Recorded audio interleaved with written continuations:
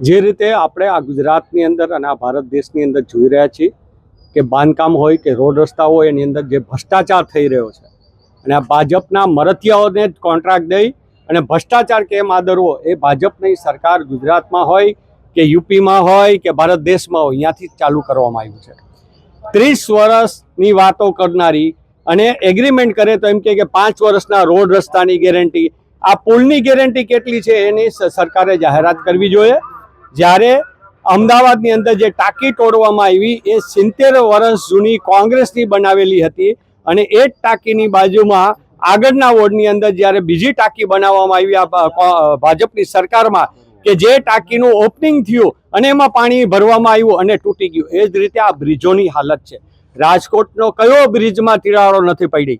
પછી એ જામનગર રોડની આપણે માધવપર ચોકડી હોય કે હોસ્પિટલ ચોક હોય, બધાની અંદર તિરાડો પડી છે।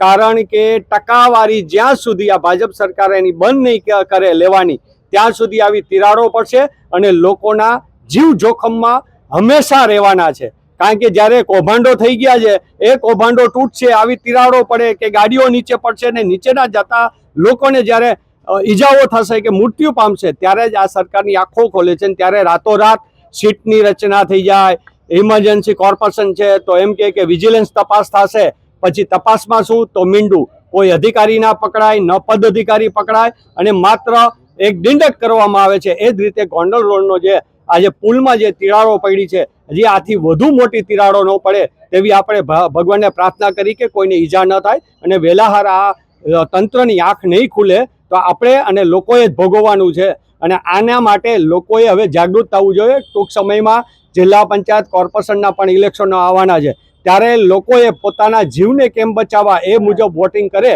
તો જ આ સરકારની આંખો ખુલશે।